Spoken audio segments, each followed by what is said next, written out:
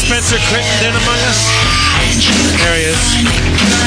Spencer Crittenden!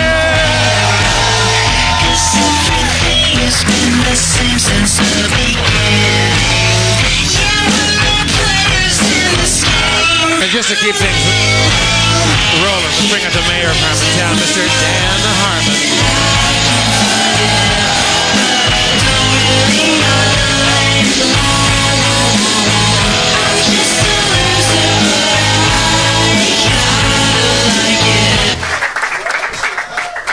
Casey Rupp.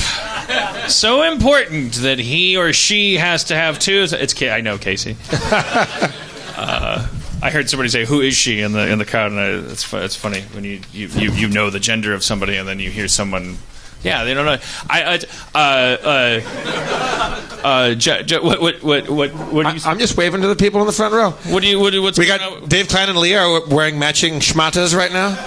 Do you guys want to get up and show the crowd? You guys, are you in love? What's going on here? Are you guys? Let's see. Yeah, this is very nice. Yeah, they both have kind of a Vincent Van Gogh, Starry Starry Night kind of thing happening. You got presents? Oh, she's reaching into her purse. This looks like some illicit action going on here. This is a couple made of Harmontown regulars. Can I ask? Can I inquire? Has this become a romance between you two? Yeah. Yeah? All right. Oh shit! Jeff, just to answer you, Yep. Thank you. Oh my God, that's so beautiful. Did you guys just go to Disneyland? Yeah. I got it. She gave me a Mickey Mouse pin, which I adore. I love all things Disneyland. Woo. Oh, look at you, little lovebirds. All right. All right, sit down. All right. What? No. Well, Dave Klein, what were you going to say? You look like you had something to say. Just wanted to give a shout out to Vinnie Van Gogh, and also a top-notch handkerchief fine art game they got up at the Getty Center. You got great fine art prints on some top-notch silk scarves.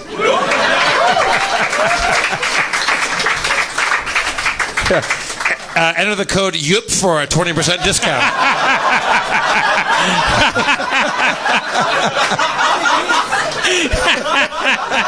he just becomes like this corrupt cottage industry. Nike's coming out with the new Yuppies.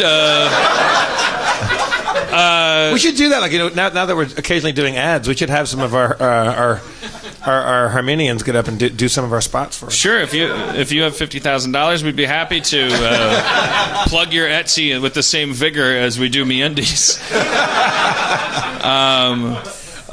Cody just texted me before the thing, but I was thinking because somebody Casey could be a girl's name, or Cody's I think tends to be a little more of a boy's name than a girl's name, but Cody's excited if she were to have kids, like whether it's a boy or a girl, it'll be Cody Jr. It'd be cooler if it's a girl, have a Cody Jr. I think that'd be cool. That'd be right. And then just now she texted me because we were just having such a nice time. Like, we're staying in a hotel because we got skunked, and it turned into a really nice what the kids call a staycation, and by kids I mean Jay Moore.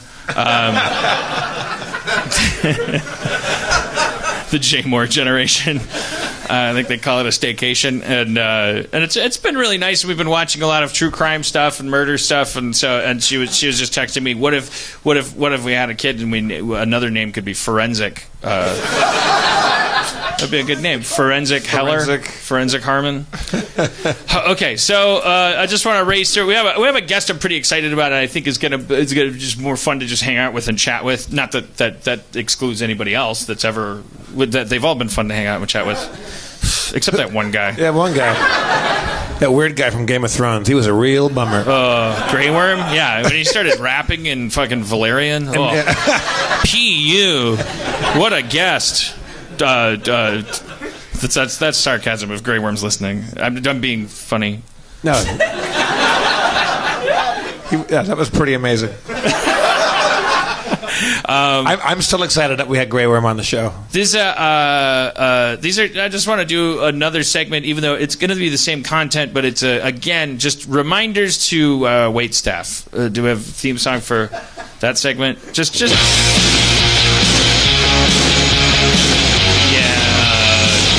Forget the stuff I told you not to do when you're serving me food. Just 'cause the economy communism.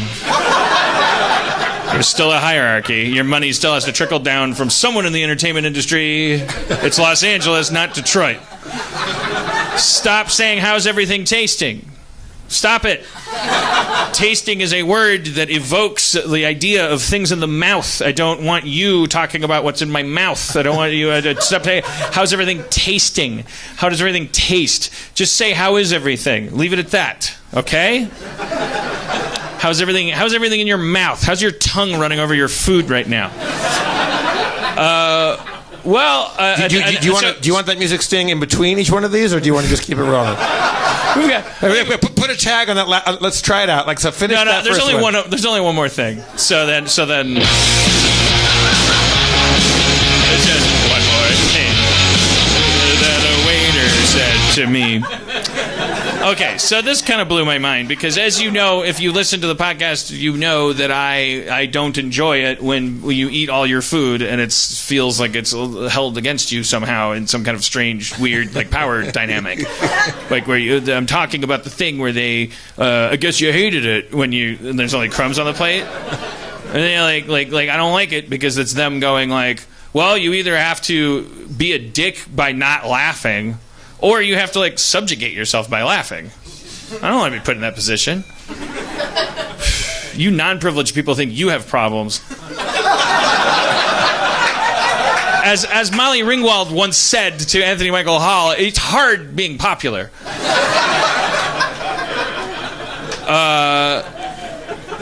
So this little fucking boner was pulled on me today. I've never heard this one in my life. Somebody pulled a boner? Sometimes a wait person will say when they look at your empty plate, I guess you hated it. Right. And that leaving you to either go, no, I liked it. Or for you to go, what? To do what? To go, and then they'll go like, come on, it can't be that bad. I don't like being manipulated in a conversation. Like it can just be exchange of information. Like that. I don't do that to you people, right? Thank you. That was a good meta joke. I riffed that. I lived it. So this I've never heard this before. So I'm halfway done with the meal. Right. Cody and I are sitting at the... I won't name the place. I don't want them to go out of business. I don't want to Oprah their beef industry. I know the power I have. I'm going to let them chill for a little. The manager will hear this. He'll clean up his act. Just to keep it vague, it was one of Guy Fieri's restaurants. So halfway done with my meal, and this person comes up... The wait person comes up and says, I wrote it down... Well, God damn it, fuck it. No, I know it's your worst nightmare that I would point you out or mention you. So I'm not going to. Welcome. All right, so the wait person comes up and says, well, I guess I can assume everything's tasting good because I can see that everything's half gone. And I was like, my bro, I was like, I reserve the right to force myself to eat shitty food. It's not like, you can't assume. What do you mean? I guess I can assume everything's tasting good. First of all, you're using tasting. Let that slide. I guess I can assume. What do you mean? That's like when you say to somebody, I owe you an apology. Well, give it up, N-bomb. Give me my apology. Don't tell me you owe it to me. That's like abuse. Or even if you say, I apologize. No, you don't. You describe yourself apologizing is what you do right now. You're Tarzan saying, I apologize. You're not apologizing. It's an acknowledgement of the offense, an expression of remorse, and a commitment to change. I learned it in therapy. 4 deep breaths. 4 deep breaths. You don't. Well, I guess I can assume everything's tasting good. You can ask me if it's good. All right, fine. That ends the segment. Okay, all right.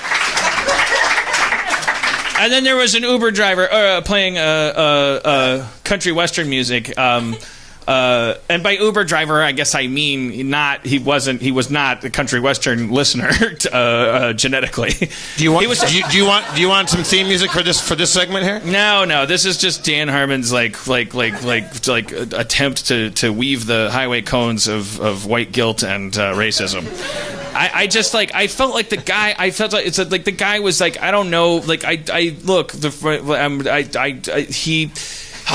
he was an Uber driver. What country is that? I don't know. But it was not the place. It's not the place where Travis Tritt is from. It's called Uzbekistan.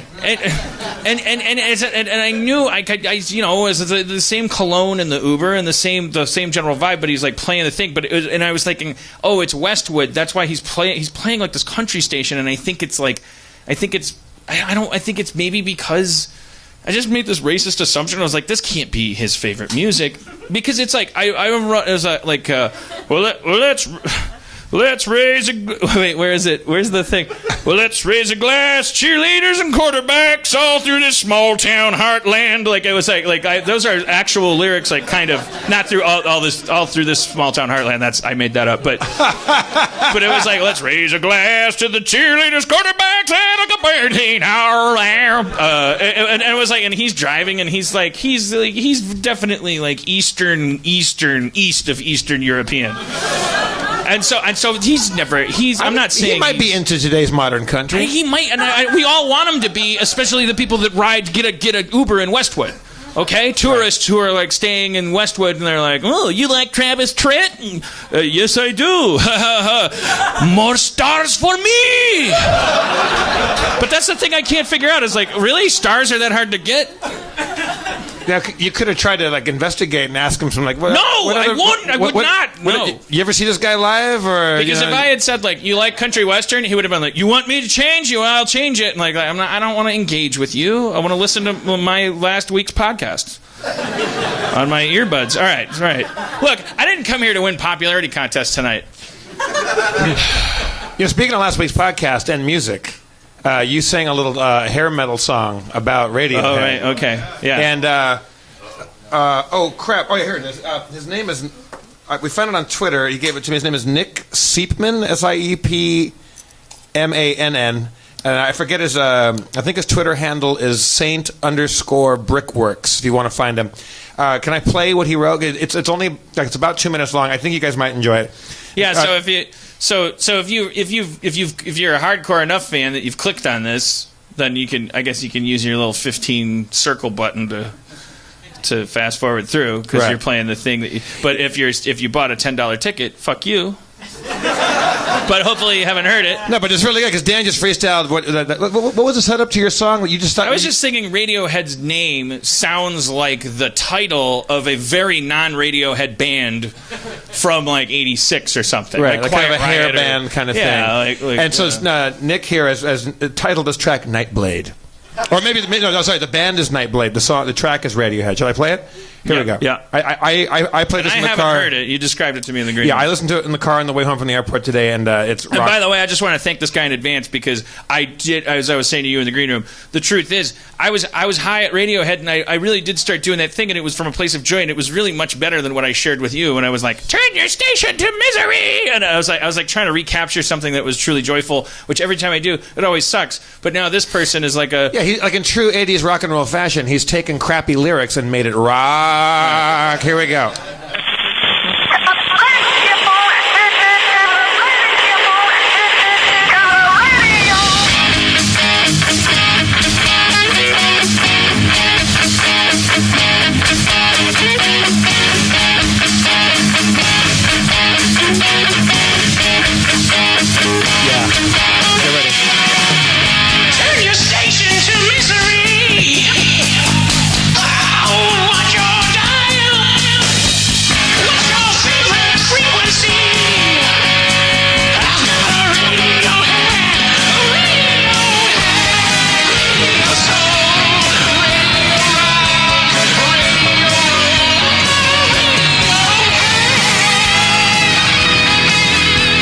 Chorus.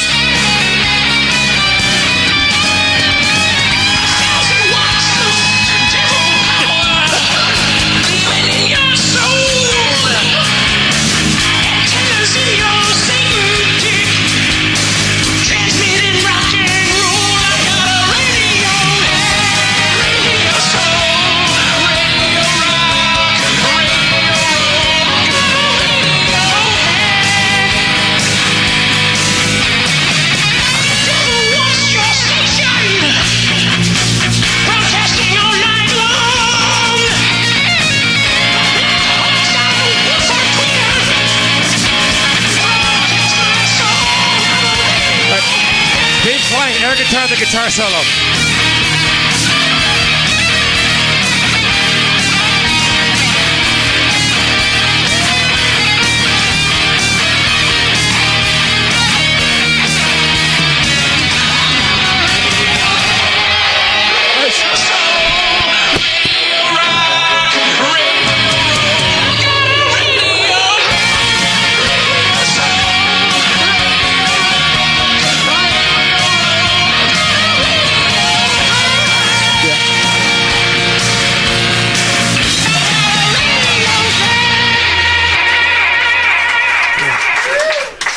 That's some good shit. Yeah, I would have mixed the lyrics a little louder. You ungrateful son of a bitch. Spencer, what do you think about that? It was amazing how Dave took his shirt off when his guitar strap was still around his neck. It was crazy. Come to Harmontown. We will note your space work. No, I loved it. It was great. It was great. I mean, if that's not worth subscribing to see Dave Klein take his shirt off and defy guitar strap space work.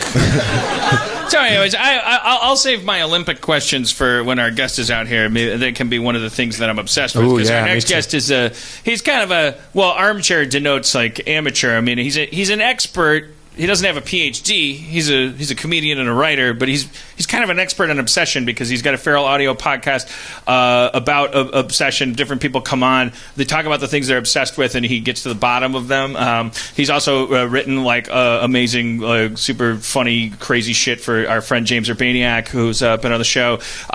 Please welcome Joseph Scrimshaw.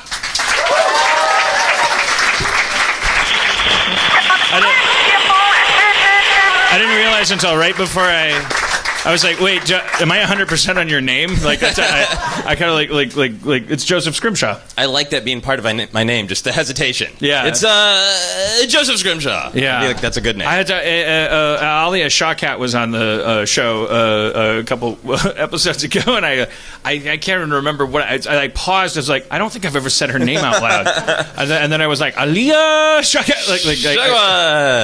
Anyways, it's enough about me. So your podcast is called Obsessed? Yeah, so it is a borderline sort of dangerous therapy because I just I thought it would be fun and funny to ask people what they're obsessed with and then kind of comically rate them, and then a lot of times people are like... He said rate. You can do that comically. Yes. Consensual rating happens on my podcast. Yeah. And sometimes people are like dangerously into the thing, and then I never have the guts to say like, yeah, you have a problem. How do you tell the difference? Because Dustin suggested, well, maybe you should think of the things you're obsessed with, and I started to kind of tailspin because I think my therapist has used the word obsessive like in reference to me. I don't think she's being officially diagnostic in that capacity, but she's like, you have to understand that you like when you start like thinking about something, like it's hard for you to get off of it, right? So that goes for like anything. And then I was wondering like how do you know? Is there a difference between, first of all, obsession, loving something? Like I know I feel like there's a difference there because you can love / hate. You could be obsessed with cockroaches, right, and not want them to crawl on your arm. But then there's that third thing, which is just like addiction or compulsion. Like is there? Do you draw lines between these things? If somebody were to come on your podcast, Matt Gorley said he was obsessed with quicksand. Right. He thinks about quicksand all the time, or he did in his childhood. And you guys talked about that. Yeah, and he obsessively makes quicksand still. He does. Like he knows the recipe of the perfect quicksand from the 80s. Like he knows how much oatmeal to use and shit like that. Are there lines between that? Like do you ever have people, you email them and go, hey, what are you obsessed with? And they write you back. And do you ever write them back and go, well, that's everybody's obsessed with masturbation? No one has offered masturbation.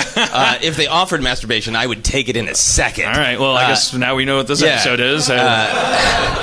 I would be happy to talk with you together about masturbation. My short list was because I didn't know it was well, I'm sorry, you can finish answering my question. I think the big thing that I feel like I have learned about obsession doing this for a couple of years is that when people try to take a thing out of the element that it lives in, like a lot of times people will like a band or a TV show, and to me, like truly obsessed with it when you find other ways to make it be a part of you. Oh, fun. So like when you like really like something, like, oh, I like that TV show. Some people are like, I think I'm obsessed with Twin Peaks because I watched it all once. Right. Like, no. Right. Other people are like, no, I have a tattoo and I have to look at it at 12:47 every day. It's of an owl from Twin Peaks. Like, It's when people try to make it a part of their lives outside of the original origin of the thing. Right. It's like our friend Derek Mears, who Derek's been on the show, hasn't he?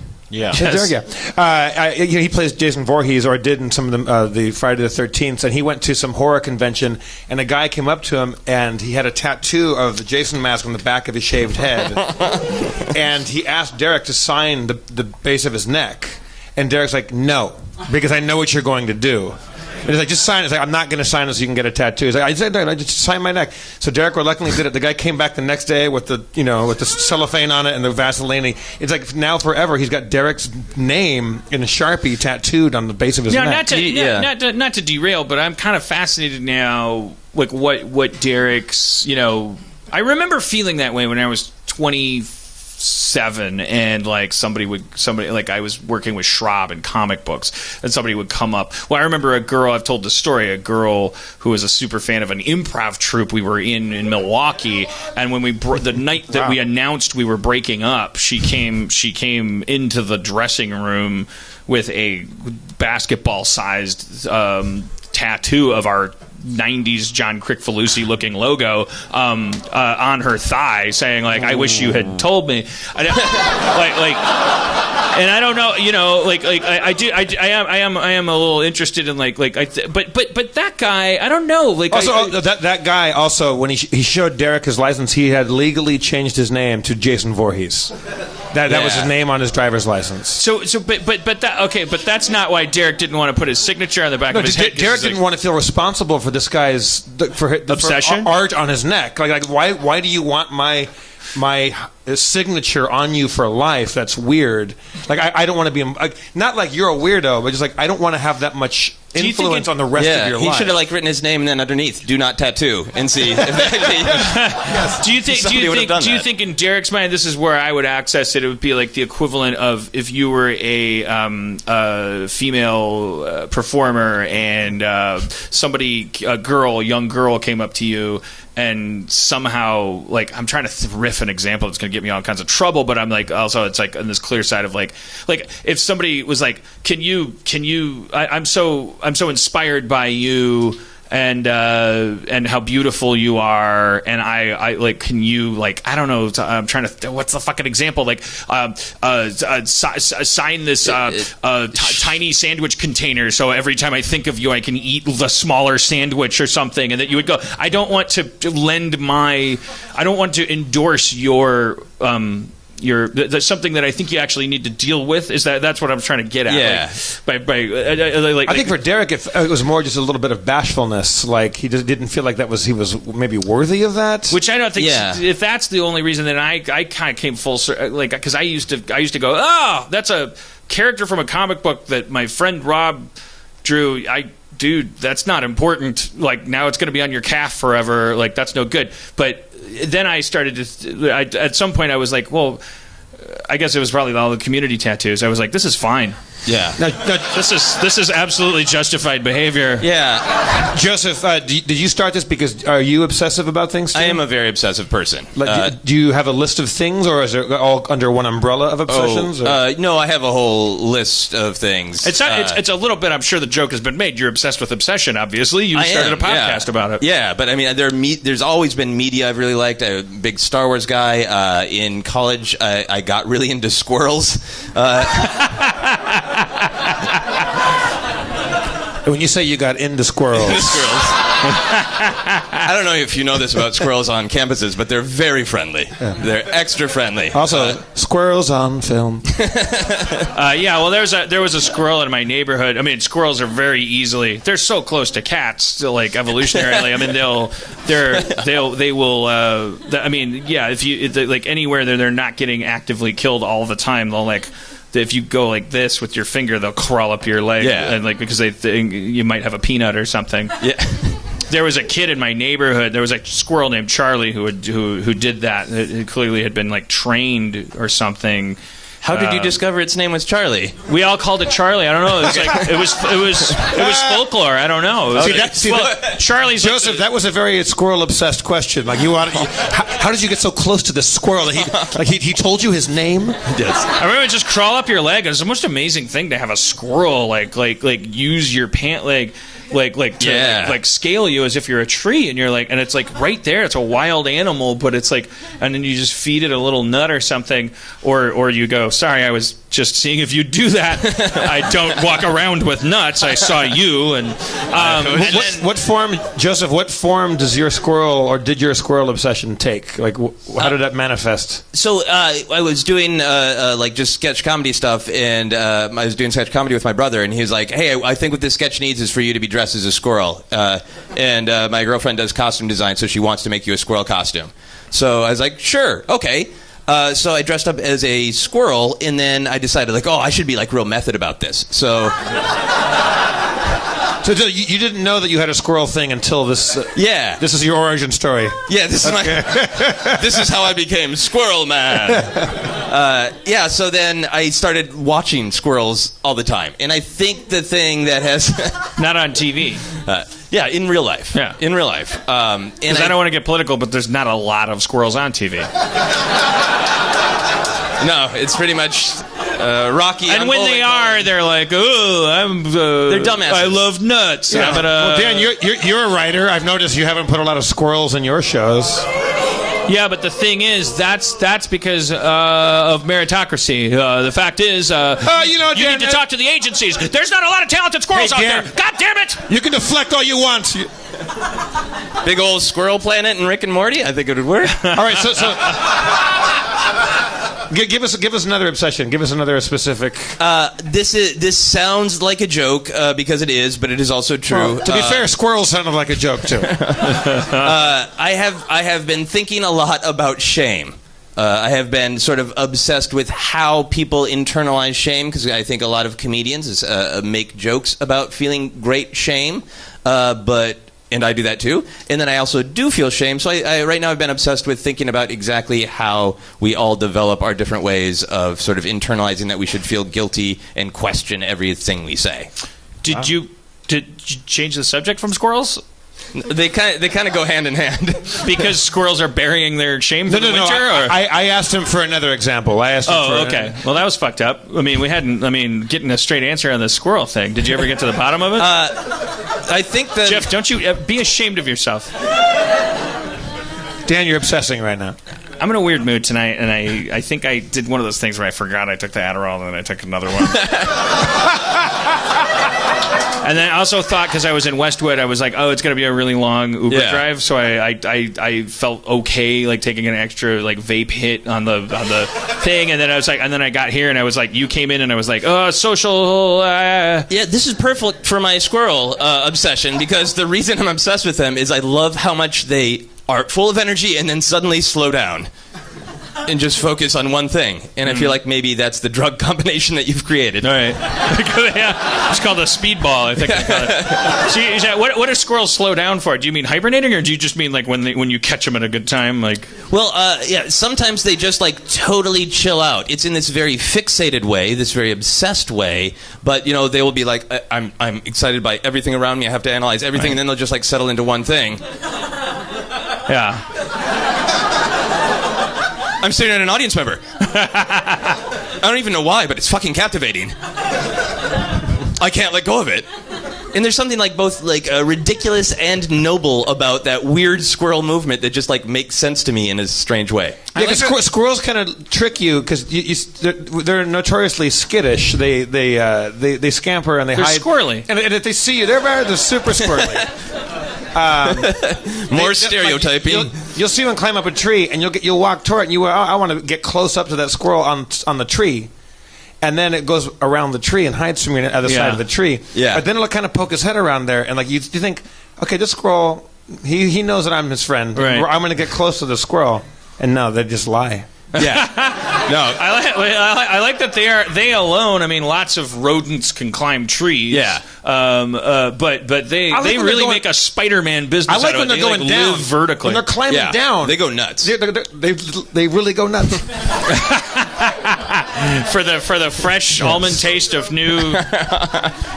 But like when they're climbing trees down, and they're just—it's totally natural for them to be pointing straight down. It looks like just like they're going up. The tail doesn't flop over. Tail stays right where it should. I bet they barely know. I bet for them it's like when you play an alien in that old Alien versus Predator game, and it's like you have to like retrain your brain to like not think of anything as the floor. I bet that's how squirrels feel. I bet they give zero fucks on what's up and down. I think they don't give a fuck. I think they act squirrely, They but probably they give stare more back at fucks you. than an insect, and I'm obsessed with insects. You are? Yeah. Okay. I mean, but not to the point where I'm smart about them. I don't read about anything. I don't think obsession is about knowledge. I think it's about how much you think about it. I don't think it's about knowledge. Sometimes people come on the podcast and they want to be like, I've looked up all of the facts about New Kids on the Block or whatever, and like, I don't care how much you know about New Kids on the Block. It's how it affects you. Oh, that's a good example. Like to use New Kids on the Block, looking up all the facts about them, it wouldn't break into obsession because that's something a fan might do. Obsession is the threshold between that and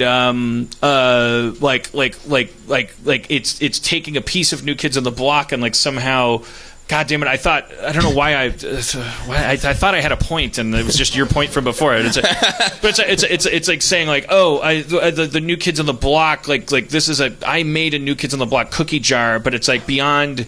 It's not just fandom. It's like I did it because I feel like the New Kids on the Block music would hold cookies better. I don't know, extrapolation on a kind of a.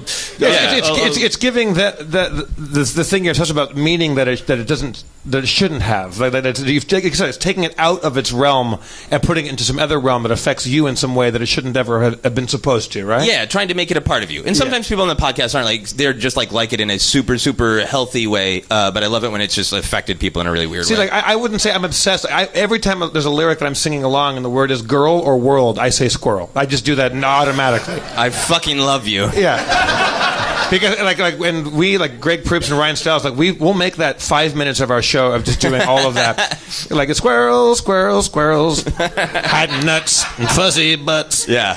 I like squirrel. You're going to be a woman soon. Squirrel, myself. Yeah. Yeah. I like this. I love it. Very complex. Because the squirrel is brown, it turns me on. Oh, those are good ones. Yeah. I don't like you guys getting along like this. All right.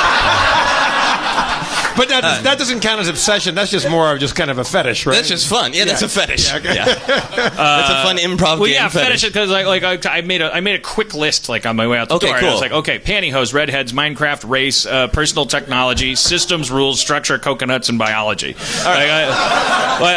But some of those are fetishes. Like pantyhose is a fetish. It's like I can't ignore. I can't not think about sheer fabric. Right. It arouses you in a sexual manner. If it's in the room, it doesn't matter. It's not like if you're, you don't have to worry about me babysitting your sheer fabric clad nana. I'm not going to do anything because of it, but I am going to be unable to ignore. Is it that you need to look at it, or yes? I don't need to touch it. Okay. I want to make that very clear too. But do you have to tell that to yourself? Do you look at it and have to say, "Don't touch"? Don't touch it.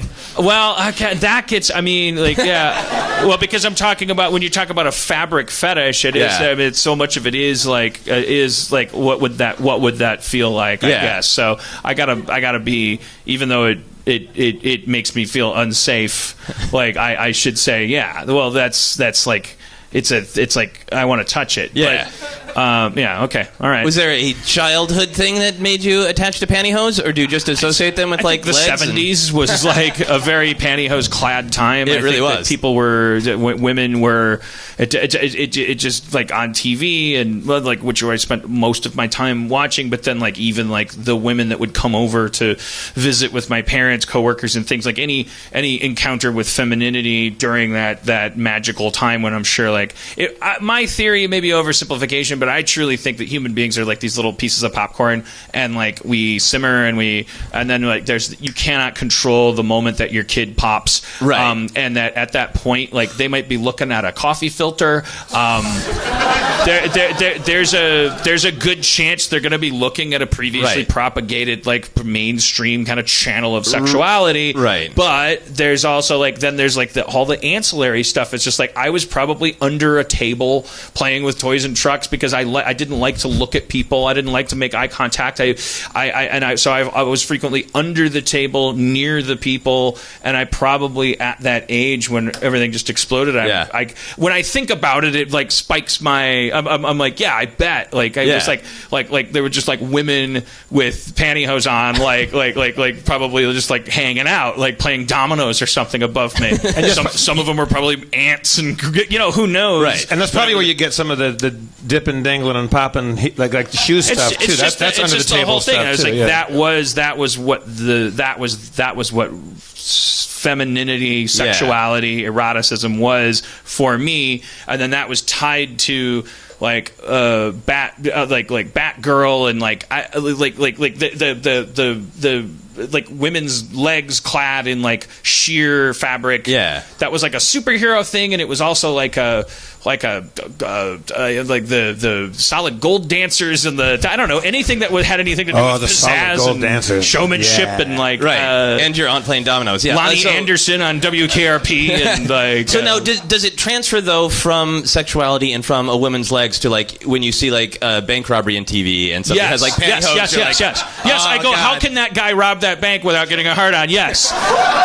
I go, that's fucking weird. I don't literally, not literally, but I actually do think like if I think about like when guys like in movies when they're going to rob a bank, a guy goes like, okay, put these on. Like I get distracted by it because I go like, how come nobody's having a conversation about how this feels like perverted? Like because it's pantyhose. And I'll do you one better. Nylon is frequently used as a windsock or whatever you call it, like to block your plosives in audio recording. So you get the regular ones that you buy that they're professional, but then if you don't have those on hand, you can make one of those. A coat hanger and some pantyhose. And so like I always, anybody else is probably just like, oh, that's just an object, and I get into a record booth and I'm like, so anyway, whoa. Okay, check. Oh, check.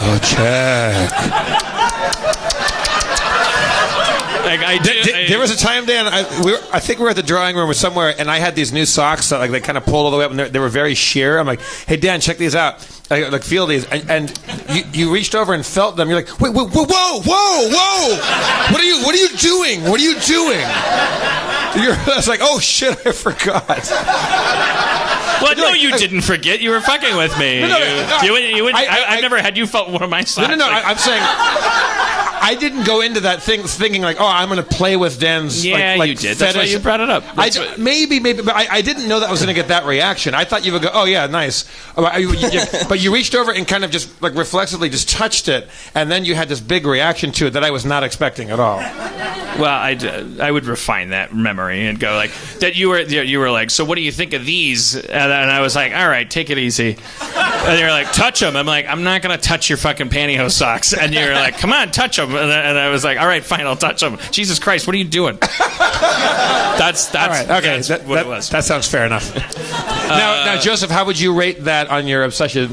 Do you have an obsessive scale? Yeah. I ask questions. Do you want to do it about pantyhose? These are the questions that I use to rate the obsession. Dan also said coconuts. I want to get back. I'm going to put a pin in coconuts. Okay, you want to? No. Let's stick with pantyhose. I want to see where this one falls. All right, we'll do pantyhose and coconuts. I feel like that's a fucking Marx Brothers movie. For pantyhose and coconuts? Pantyhose and coconuts. Whap, whap, whap. Whap, whap, whap. Oh, that's Stooges.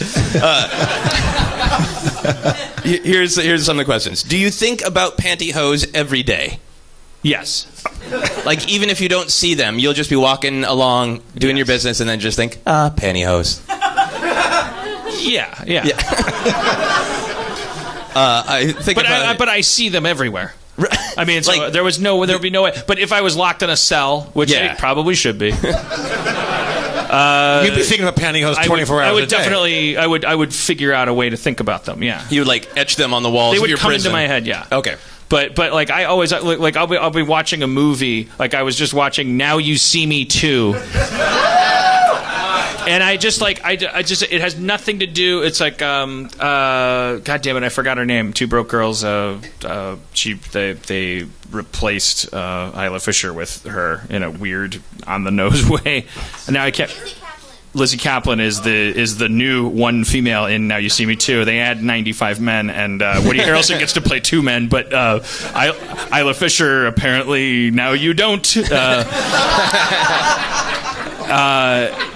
And so Lizzie Kaplan at one point, like she wears like knee high. She wears like boots that come up past her knees, and like not like a short skirt, like a thigh length skirt. So there's like this much thigh showing. Okay. And it has nothing to do with like prurient interest, honestly. And I was like trying to, because I was watching it with Cody, and it was just like I don't even know. It's like I but it goes in my head, like if I see a shot in a movie where anybody lands. Like, or it's like somebody's what? Like, I just like my mind like says whether or not they're wearing not like pantyhose. Like you feel like you can identify quickly. Yes, like you're an expert. And like I you ran can through spot it with them. Cody, and I was because I feel more comfortable talking to her about this stuff, and I was like, and it was interesting because it wasn't a definitive thing, and it was like it was definitive in my mind. Yeah, it was, which I think is obsession, because it's like, why would you even have that? Because she rewound have, it, like- and she was like, well, it's her legs are the same color as her face and her hands, though. What are you basing it on? And it was like I couldn't even really pinpoint it. I was just like, I don't. You have pantyhose confirmation bias. I have for Joseph, I'm glad you finally said the words to him. Because I've known him for so long, and I just never feel like the time is right. I have pantyhose confirmation apparatus, which is already weird, right? Yes. Like why you shouldn't even not shouldn't. I mean, it doesn't matter, but it's like it's not. It's that denotes. Okay, right, yes. so every day. Okay. Have you ever had a dream about pantyhose? Yeah. Well, God. Oh, yeah, okay. That's a wasted question on my part, for sure. If you could steal pantyhose from someone's home... I have. I have done it.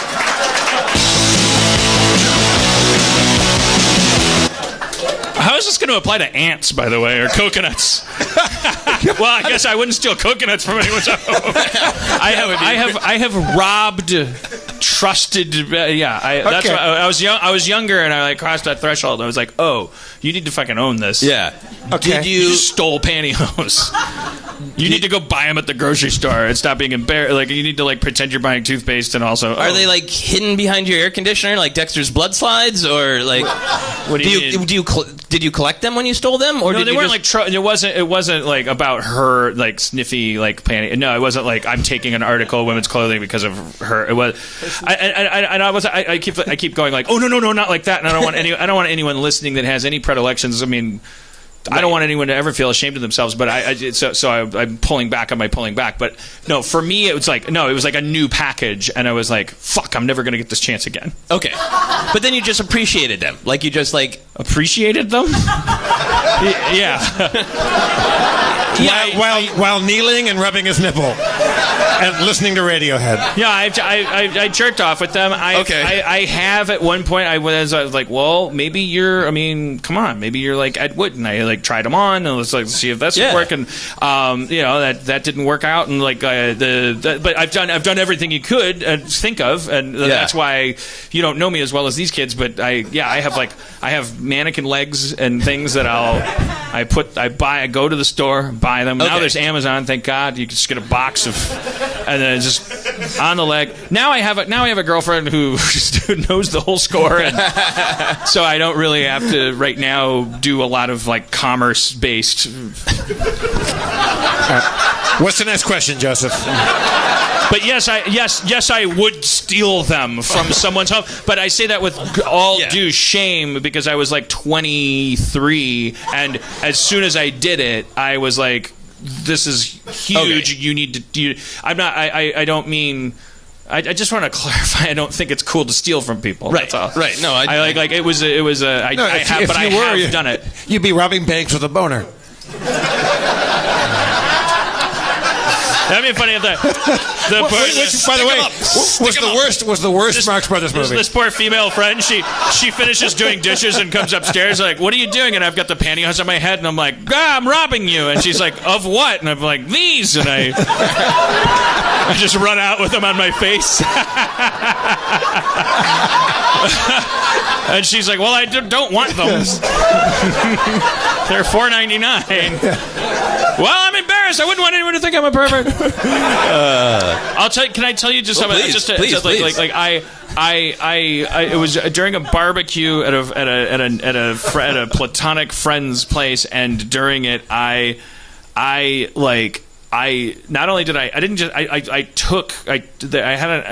she had a lot of them and wore a lot of them. God bless her. And I felt like she would never miss them because if I did, because obviously there's like cowardly things. If I thought it would be noticeable, it was like because of the circumstances. I was like, this is your big chance. Now I look back on that and go, you fucking pussy. Just own your perversion and like go to the. But that this was my first like kind of reckoning. Were you gonna say own your perversion and go to the grocery store? Is that what you're gonna say? I want that phrase out in the world. So it's my license plate frame. That's your keep calm and carry on. Yeah. I took a package of pantyhose. I like to dress up as squirrels, and I'm going to Ralph's. I hid them in a bush. That between our homes. That's just like a squirrel would. I hid them. I burrowed them. I hope that my candor somehow this is great balances that. No, but I also feel like I'm a woman and I'm listening and I'm going like I knew it like about that gender in general. But yeah, I guess if there's anything I can do to encourage that fear, I would. Yeah, I bet we're dangerous people. All right, next question. All right, sounds good. I was a friend and I hid her pantyhose in a bush. So I could take them home, and that's fucked up. I'm just admitting this now for the first time out loud. You put them in the bush so you could retrieve them later on. So and take them home. Yeah. I was like, I'm gonna put these here because I'm not gonna walk around at the party. Were they in a full? What kind of package? Well, they were the Hanes, like in the flat package. Gotcha. So yeah, you couldn't just put those like in your pocket. Gotcha. Yeah, I could have. Well, I could have, but that would have taken like some strange form of courage in the face of my coward. Every move had to be cowardly. So, but you had to get them out of a room to an outdoor area where there was a bush. Yeah. So how did you get them? Like, did you put them inside your sweater? Like, what? Did it was a barbecue. I tucked them away and like. And I'm like, I got to get rid of this shame so I can forget about it. Now that I've committed the crime, profited myself, I'll just bury the body, go back to the barbecue. And then, look what I found in this bush. When did you when did you return to the bush? After the party was over? Yeah. Like in the middle of the night or what? I don't know. Were people still there? After I was done at the barbecue, I was going like, I have this weird chance with all these circumstances. Like I at that time, the whole context was I never thought it was possible to be so unashamed of this like fascination and obsession that I felt that there was no Amazon and there was no I had never just like bought a pair of pantyhose. This is your only access then. This was the opportunity. This was the threshold, like from like looking at photos of women wearing it and to like and I was robbers, like I've never actually like really. Had you ever thought about like, before that moment? Had you ever thought about could I just go and buy them, or had that not occurred to you at all? I had thought about it and then I had been like, but I can't do that because Like I don't know. I was just scared. I was so ashamed. Like I just thought, I don't know what I thought would happen. Just like somebody would go at the grocery store, I would go, so toothpaste, and what are these for? Because it's not Halloween, and these are taupe. They're not like Robin Hood. Like, what are you doing? What are you doing, buddy? I don't know. It's like when you feel shame, like you don't even really. To me, it's like it's not. There's nothing logical about it. Like it's you think everyone will know, and like things that they would have. You bother to run through. It's like the telltale heart, you know. It's like like you do the extra math, like so the things that you'll do to avoid. Right, you imagine what everybody else. And that's is the dangerous thing about shame, which is why I think it's like that's the thing is like the creepier a thing, the more that we don't want to look at it, and like we go like, oh well, I know one thing for sure. I feel better about myself as a mainstream citizen because that guy's really weird. The thing is, there's a little tax levied on that. I think, and like this isn't self-justification. This is like because of my taste of it. I feel bad for people that like wouldn't be able to say into a podcast and therefore feel like get some sleep at night. I mean, I think that's a positive part of discussing obsessions. Is I think in general our culture is moving towards sort of like. Whatever you love, you do you, and being loud and proud about it. And I think that it is great that you are being loud and proud about pantyhose. Loud, but not Joseph. Just loud. Joseph, real quick, I want to get back to the question on pantyhose, but I have a side question. Yeah. The last question was, have you ever stolen? Yeah. Have you ever stolen blank? But let's say we had picked race, which is one of the things. Have you ever stolen race? I've co-opted it. We all have. It's called rock and roll. Do you? I steal race every day. We built this city on appropriation. Yes. We built this city. Do you just not use that question, or do you apply that question somehow? Like, have you ever stolen? You couldn't. Yeah, I alter them if I have to. I had somebody who just wanted to talk about fear, you know, and I didn't ask them, "Would you steal fear?" You know. Because you didn't want to accidentally launch a DC comic. Man of Steel 2. Would you steal fear? Who are you? Fear thief. My story begins in Saigon. So I tried to alter them. I dig it. Okay, so cool. Moving on, maybe? Okay. Fear thief.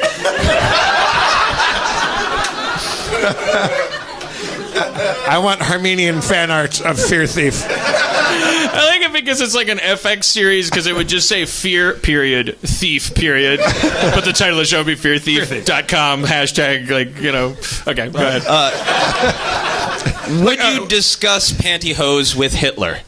Would I discuss pantyhose with Hitler? Yeah. Almost certainly. Yeah, because I got to figure he's tired of talking about genocide. And I'm not going to ask any new questions about that. No, I don't really. I mean, Hitler would talk about race, maybe not coconuts. Yes, I would. I would. Yeah. I mean, if I'm gonna create a situation where I'm in a conversation with Hitler. Absolutely. Because it never happened. Forget what you've read at Alex Jones' YouTube site. It's a YouTube site. Okay, Grandpa. What's Alex Jones's YouTube site again? YouTube? You fucking. I figure it's like a cosmic situation. Like I'm kind of stuck with Hitler for a while. Like right. It's not like in the void. I'm going there to like I can't kill him and I can't like talk him out of. You know I can't. I'm not gonna. I'm absolved of like. Yeah. You know, like engineering, like I don't have to do anything that people are going to yell at me for doing. Yeah, or you're not doing. stuck in a void with Hitler. Yes, yeah. Right. You talked about pantyhose. You could have killed Hitler. I would go like, oh hey Hitler, like I'm picturing like we're like treading like etheria, like because we've both had some Kubrickian fucking mishap, and so I'm just like eye to eye with him, like in some weird like whirlpool, and we like don't know how long we'll be facing each other, and like Michelangelo's whipping by going like, and of course Marco Polo like Marco Shit. He'll be back again. but then like for some reason I'm like faced off with Hitler. Like it's like the current's going both of our ways. Yeah, I'm you're like, stuck hey, with Hitler, and he's like, Dan Harmon, and I'm like, did you? So you're familiar with me? And he'd be like, yes, for whatever reason, I saw Community. It was like, did you like it? And he's like, yes, and I'm like, yes, shitty. I just want everyone to like it, but it's Hitler. So we'd get my shit out of the way, and then I'd go like, so why Hitler? Like, why would you do that? Do what? Like, well, why'd you Hitler everybody? Well, I didn't. Okay, well, that's what everybody says. Nobody says I'm not Hitler. And then I go like, well, so like, what? Tell me like what you were really passionate about, because there's the whole art versus like genocide dichotomy, as if your teacher had told you drew good, you wouldn't have killed 6 million people. And he's like, I'm gonna stop you there. I didn't kill 6 million people. And it's like, I don't want to take part in a revisionist conversation. Hitler, and he'd be like, it's like don't compare me to Hitler just to win an argument. And I'm like, you're Hitler. So eventually it would run into like this rhetoric wall, right? And I would go like, okay, fine, so let's talk about anything other than the Hitler stuff. And he'd be like, yeah, if you don't mind. And I'd be like, fine. And I think one of the third or fifth things I would get around to is like, what is it? So what are you into? Like, do you like what popped your little kernel popcorn? Yeah, like what are you like? You think you're a little, like, where do you think you are on the Kinsey scale, or like what did you like? Do you like? Are you a boob man, a butt man, a leg man? Like I would have gotten there, yeah. Okay. So do you feel like if you're swimming in Etheria, you were swimming in the void that did not have water? Treading Etheria. By the way, I coined Etheria, and if you ever tread in it from now on, you owe me 5 cents a minute. So you're treading Etheria. Such a great drug term. And Hitler comes up to you and says, like, I'd like to engage you about pantyhose. Would you be like, no, fuck off, Hitler? I'm not. No, I would be like, holy shit, what? So pantyhose are more significant than I even thought? Like, yeah. If anyone ever like came up to me and was like, let's have a conversation about pantyhose, I would be like, it's like saying Minecraft. Like I'd be like, okay, yeah, like you have 3 hours of my time. But that doesn't count after the show. I go back there, I call an Uber, and I phone out. You met a guy once that says like he goes at night and takes photos of a certain storefront that has mannequin legs in it, right? In New York. I met a guy at a bar that did that. Yeah, that had a mannequin thing. Yeah. And you guys had like a good, nice, like a very interested, like healthy conversation about like just getting to the bottom of what that is. I don't. Well, I guess that's a shame because I don't remember a damn. Sorry. So next question, we kind of already talked about a little bit. Would you get a pantyhose related tattoo? No, but that says more about my obsession with not getting tattoos than I wouldn't, because a lot of it is rooted in kind of shame, and I also felt like on one hand I feel like that would be healthy to overcome, like shame in general. Like my therapist says there's good shame. Like a toddler has shame when if they're at the top of a set of stairs and the parent goes no, like don't. Yeah. And it's like you get, so then every time you get near a big flight of stairs, you feel like this jolt of like, oh man, I don't want my mommy to get mad at me, which it's like by falling downstairs. And like there's good uses for shame. Toxic shame is it benefits nobody and stuff like that. So I have a lot of toxic shame about, well, just in general, about everything. So I'm trying to figure that out. I don't think I'd ever, but aside from that, I think a tattoo would just ruin everything, because a tattoo is like a Superman logo. It's like, here's my thing, and I think the pocket of, I think there's a little pocket of shame about it that's like kind of, I like the kink. I like so you wouldn't want like an actual tattoo of pantyhose on your leg, so you could always look down and see pantyhose on yourself. No, who would want that? Yeah, that seems silly. But if somebody came to you and said you must have a tattoo, would pantyhose be in the running? If just like you had to have a tattoo. Yeah, sure, but so would Pac-Man and like I don't know, but not way up like there. Okay, that's very helpful. Minecraft, I guess I'd probably get like a Minecraft tattoo. Okay, I have one more question to rate your obsession, and this is a weird one. It's strangely metaphysical, and you can interpret it how you'd like. If you could not enjoy looking at pantyhose without you or someone you love first being punched in the crotch, would you still look at pantyhose? Me or someone I love? So I can pick me, right, all the time? Or you can pick someone you love, which sometimes people on the podcast do. They say, yeah, give it to Steve. Fuck him. I love him. I'm so sick of loving him. I think there's a very real possibility. I would never. I think if someone else had to get punched in the crotch, even a stranger, even if Robert Loggia came over with a magic button and said, "You get to look at pantyhose every time you hit this button, and somewhere someone will get punched in the crotch." I think I would go, okay, well, obviously this is. Are you picturing Robert Loggia as the enforcer, the one who does the crotch punching? Who is it? Oh, it's Frank Langella. I get him in. Okay. It's from the Button movie. Okay. Wait, I'm sorry. Is the question every time you look at pantyhose, somebody gets punched in the nuts? You can get a subscription. You can do it once a month. So depending on the terms of the subscription, if I had to get punched in the nuts, in exchange for a year of getting to look at pantyhose, have pantyhose be a part of my life, like visually or whatever, I would be like, okay. Yeah, so then after you took it for a year and the pantyhose gods came to you and said, "I'm sorry, we need to up it to once a month," would you go monthly? I'd start to go, what's going on here? Like, isn't there terrorism happening somewhere? You don't question the pantyhose gods. I know. So I would start to go. Then I would start to. I think I would start to go. Well, okay. You're being punished. This is going. You're physically being punished by the gods for what you're doing. I would start to actually think about how to kill the gods. Because I'd be like, well, this is obviously a call to adventure. Like, because this is wrong to. And if I found out I couldn't, and I would do it in a very cowardly way, like I would find out if there was a way to like steal their force field and put it in a bush at a party. I love this as the beginning of your hero's journey. But I wouldn't. Yeah, I don't want to. Well, because the thing is, like, I think I don't want to. I don't want damage to. Yeah. I mean, that's you want to be able to pain. You know, right. So you take a punch in the arm. I would take a heavy punch in the arm. Okay. I would take a punch in the face. So you take a punch in the face before you take a punch? Yeah. Once a month? Yeah. Okay.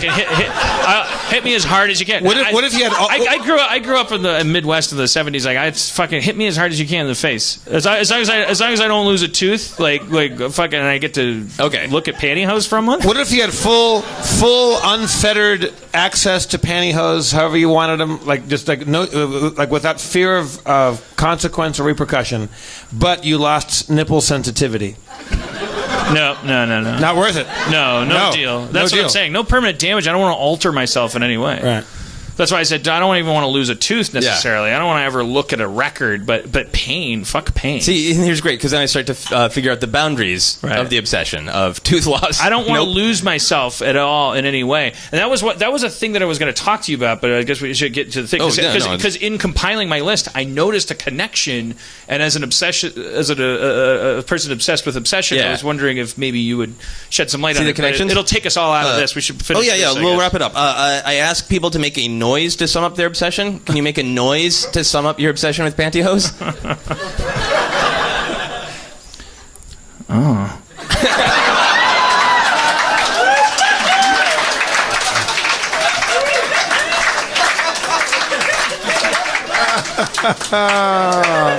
It's like fewer syllables to say. Well, hello there. Yeah, that's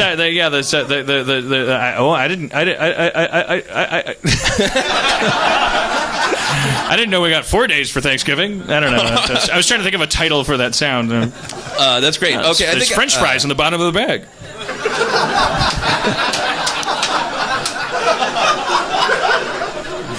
I think there might be a food component to all of your obsessions. That's how I measure fucking worth. How many fries are left in my How many bag? calories? Okay, do you want me to rate your obsession level with Pantyhose? I do. Okay, so I use the number 7 just for fun, and then I always create a thing that 7 things. Okay, you rate things by using numbers for fun? The number 7 is for fun, because sometimes people get obsessed with 7, because it's arbitrary. Or are you saying it's a scale from 1 to 7? Yes. Oh, okay. Exactly. All right. So I'm going to say it is 7 aunts playing dominoes. Out of 7 aunts playing dominoes, I think you are 5 out of 7 aunts playing with dominoes obsessed with Pantyhose. All right. It's like, it affects you on a daily basis, but you have like clear limitations where like I will not cross this line. I'm not. Yeah, I would never. I would never involve other. I would never take a toll on other people's lives, Yeah. or even mine in a way that I could actually would have to think about for the rest of my life. Yeah. I don't think it's quite worth surgery or permanent injury, Right. Or impacting another. Do you think, Dan, there's something else on your list that would give you more Domino's ants? I don't know. I mean, that's a primal sexual kink. So I think I'm pretty sure as far as like compulsion, like as far as what you could get me to compromise for. I mean, but that's I mean, Minecraft. How many aunts do you think you would score on Minecraft obsession? I mean, Minecraft's like cigarettes or something like that, where it's addictive. I put that more as an addiction, but I am obsessed with Minecraft's addictive quality. Like holy shit, how can one game be so good? And why can't anyone make a better game? But while making that list, I was like ants and biology and systems and rules. I find myself. I think I'm particularly like there's a huge component of my life and my obsession with story structure and stuff like that is like I don't want to change at all. Right. And I'm obsessed with the idea of simplicity, order, systems, rules, cleanliness in a love-hate way. Like I'm like I on one hand like refuse to be told what to do, and I'm fascinated with anyone that tries to tell anyone what to do. It doesn't matter, and that's what. And I think it trickles down to like my obsession with race and racism and gender politics and social activism and all these things is because I'm always you'll find an equal number of people that like fucking loathe a thing that I say. On both sides, like I'm a cuck to the fucking like the whatever you MRA call them, guys, and I'm a pig-headed fucking Belushi to the SJWs. I don't use the phrase SJW, but I'm like right in the middle because I'm always going like, who's trying to tell me what to feel and think, and for that matter, who's trying to tell anybody else what to think and feel, and then I'm also like who says a movie's hard to write, and who says like why can't you? And it all seems to come down to like this thing where I want to be like this dirty piece of shit, like this pile of like organic gunk, and I want to like come up with a way of like how can we all be that and like but have it all make sense, right? So you want to find a little bit of order within the chaos, but you would like it if the order it maybe looks like a lump of crap. I want to maybe it's that I want to prove that the highest order of all necessitates like chaos in just being organic, right? Yeah, you're describing I like selfishly want to like create a system in my mind for myself, or I want to die. Like I want to prove that I don't belong. I don't know. Okay, how do coconuts fit in with an obsession with order? Because coconuts are like so like I was like they are this giant hairy floating nut, right? So they're like a Lovecraftian food object. Yeah, they should not be. They're like it's like sperm in the form of like this liquid, and the inner coating is like egg, or it might be the other way around. It's like a plant. It's like there's gametes in the fluid, and there's like food stuff like the milky coconut stuff on the inside of the layer that you you can scrape it off and eat it. Like that's as delicious to that liquid, I think, as it is to the. This feels more sexual than the Pantyhose to me. It is really super sexual, and I like biology in general. Like is so. Yeah, I like the genetic. You know, here's something that I just realized. I just realized it's okay to say now in this episode.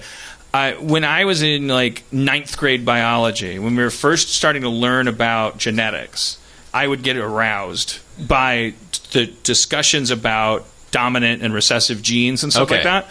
There was no sexual component to it. It was nowhere near actual reproduction. Right. We were talking about on a cellular level, like RNA becoming DNA and all that stuff. I get aroused. Would you steal biology? Bio-burglar. There's something about...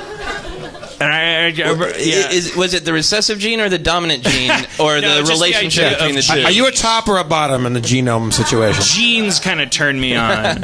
The idea of genes, the idea of biology, the idea that we exist as part of some strange goopy mass, like that started as just entropic molecular collisions, and that something within that is like, I want to be, and I don't know, instead of not being, and that always takes this aqueous, soupy, salty, briny, visceral form, like the primordial soup. It's like exactly I kind of what get you're turned saying. on. Yeah. So it's a system of order that functions, that creates things. That is very scientific. The but it's reveal a big that milky mud goop. is a computer. It gives me a boner.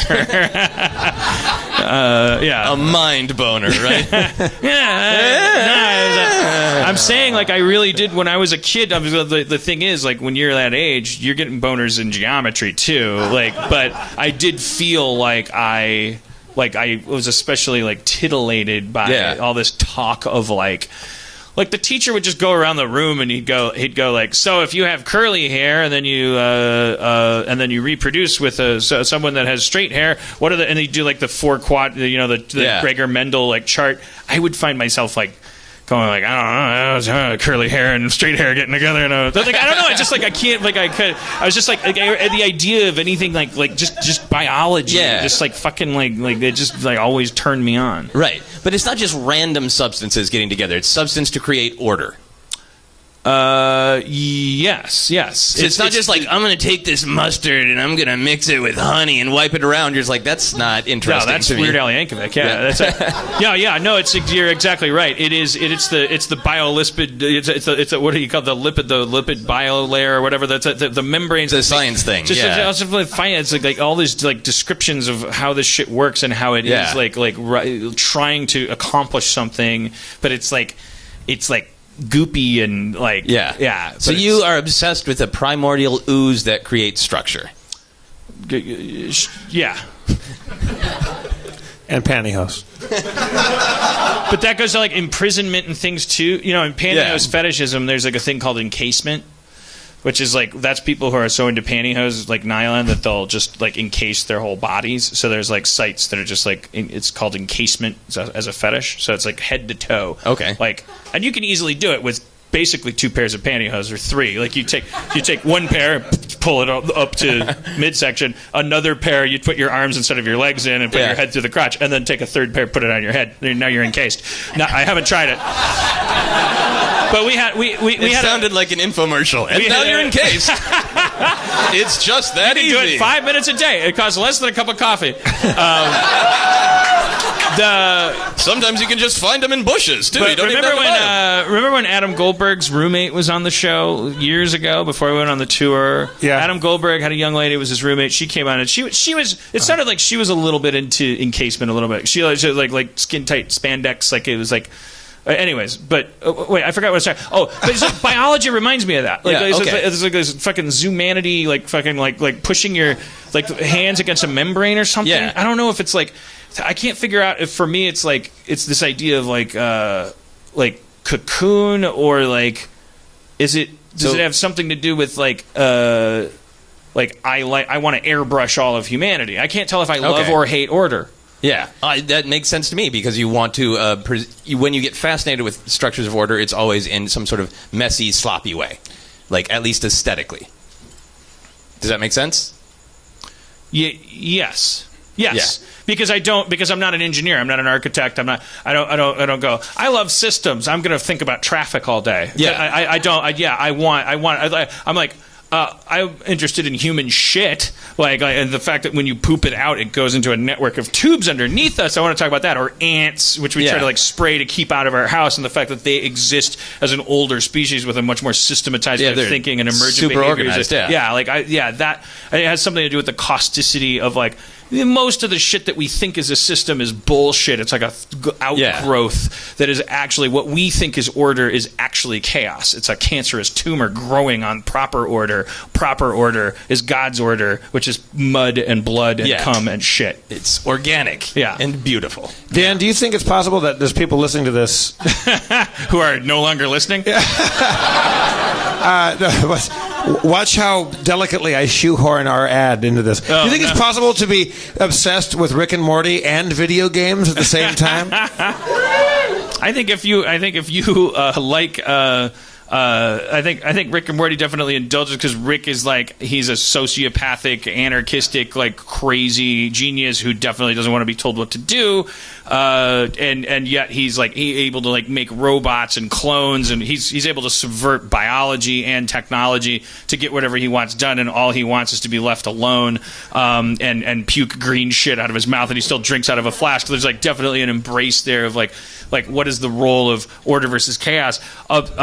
An exploration you too can now take part in using Cryptozoic's new Rick and Morty games that they've come out with. There's 3 games, I believe, right? You tell me. I think I have them written down right now. I was just told by Dustin to plug this right now. One game is called Total Recall.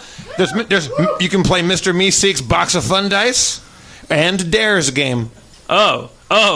So I promoted that wrong in the mid-roll recording that I did at one point because I thought there were 2 things, and one of them was called Mr. Meeseek's Fun Box of Dice and Fun Dares game. You might be right. I'm only reading what's in this text. Wait, Justin's saying there's 2. It's 2. You're right. Okay, all right. There was order in the chaos. There was order in that chaos. So, Jeff, are you saying that this company that I think is called Cryptozoic.com? I think yes. Are you saying that if you go to their site Cryptozoic.com/Harmontown, that there's something that would make you special in some way, that you could partake in the purchase of either this Total Recall game where you play cards and fight alien I just feel like parasites? there might be obsessive people out there who are wondering what their next tattoo and what the thing they should steal next would be, and maybe it's a video game. These aren't video games. These are more tabletop-y kind of games. Are the card games? Yeah. So they're easier to steal, actually. This says my text says this: reminder, at some point we have to do an ad for these Rick and Morty video games. All we have to do is acknowledge they exist and do a bit where we say the names of them, which are Total Recall and Mr. Meeseek's Box of Fun Dice and Dare's Game. And then you text it back, got it. It says video games? Video games. Sorry. That's his... Dustin said sorry. They're not video games. No, they're not video games. The tabletop games you can play with is it fun for the whole family? I believe the Total Recall game is like a card game that takes advantage. Everybody remembers the Parasite episode where the alien parasites are in the house and they can't tell. It's kind of a clip show because they can't tell which of their memories are real and which have been implanted there by... That's the Mr. Poopy Butthole episode, isn't it? Yeah. He has the card game in the car.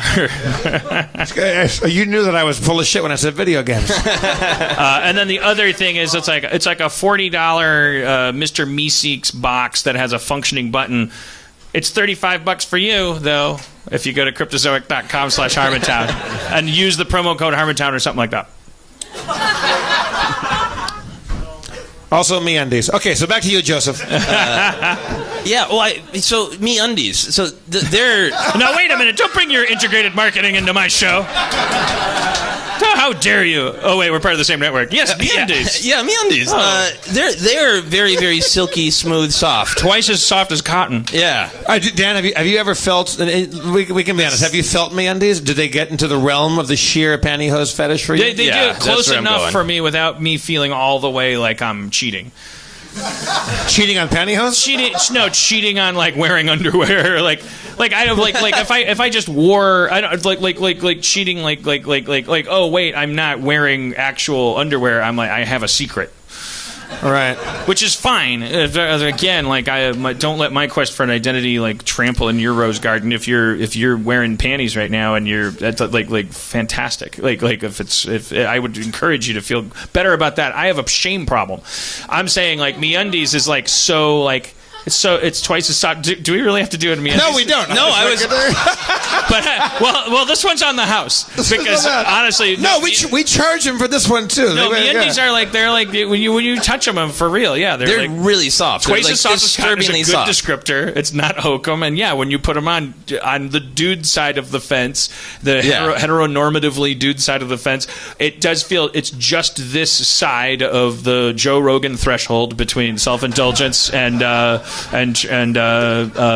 transition. I have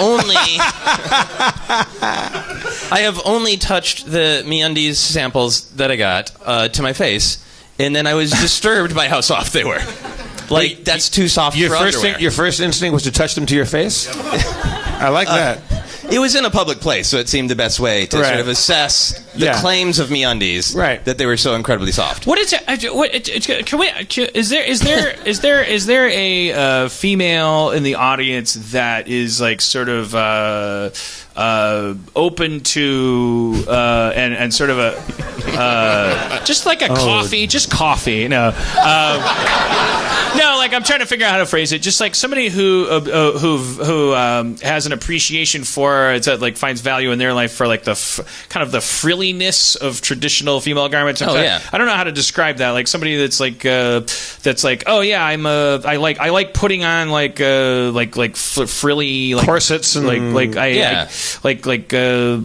petticoats, lacy business like lingerie type stuff or there's what's that?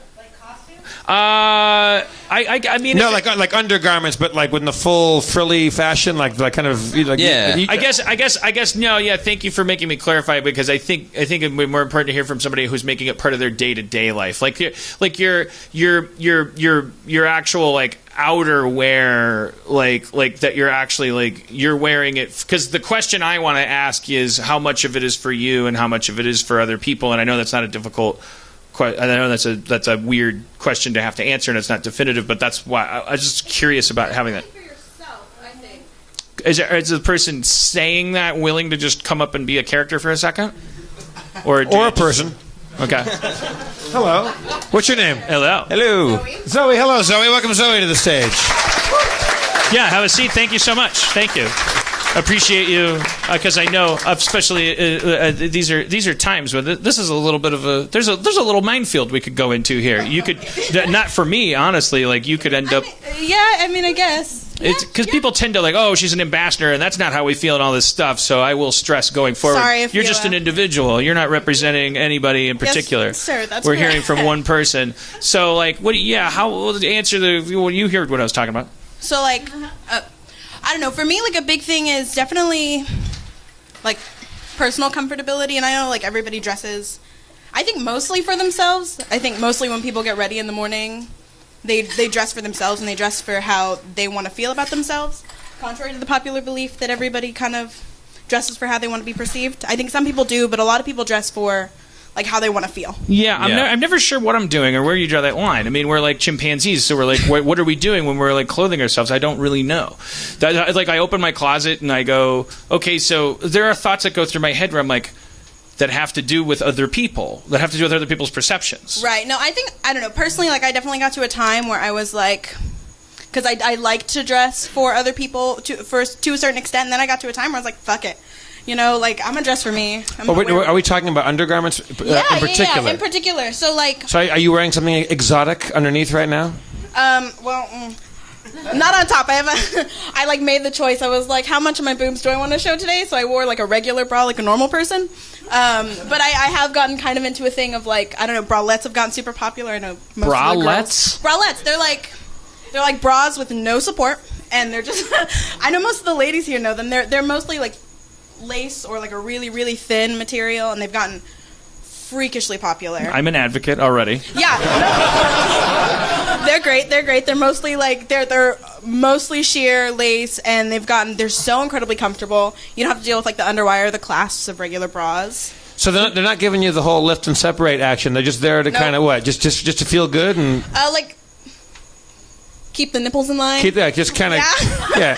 Let me ask you. So Order in the chaos. So to what extent, this isn't an easy question either. Like bras in general, like we were all born past the time of we weren't all born if you're out there like this. There was this bra burning thing. It was like bras specifically were just focused on for a moment in our history. It was like in feminism, it was like, what the fuck am I wearing these for? The idea was like, aren't these just making my tits look better for whom? And like fuck you. And that, but then from that gets born. It's like, well, wait a minute. Like when I'm jogging, I don't want I don't really know anything about that stuff. I've never actually asked these questions. So what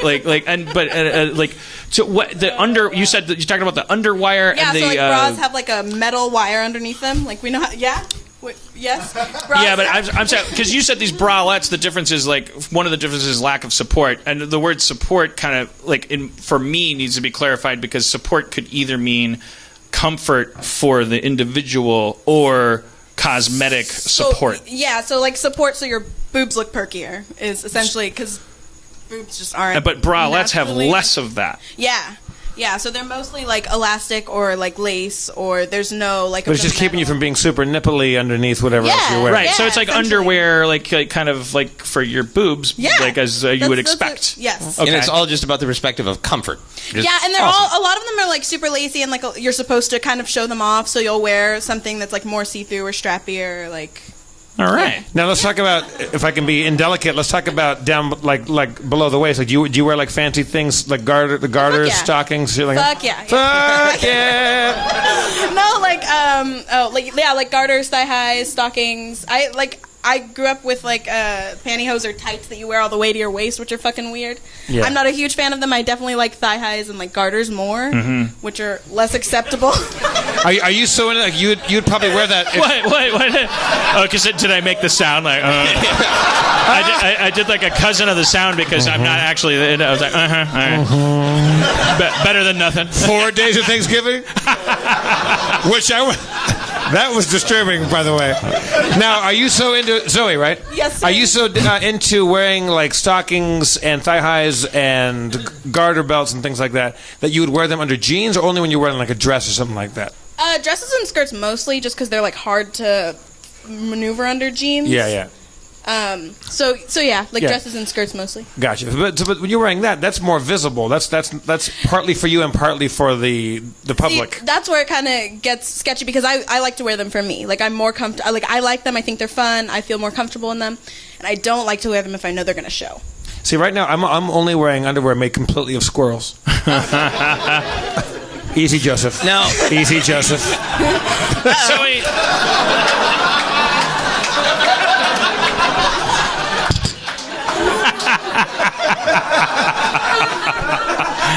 He's reacting to your squirrel underwear like a squirrel would react to my nuts. To a non. Just another reason to get a subscription to the streaming service.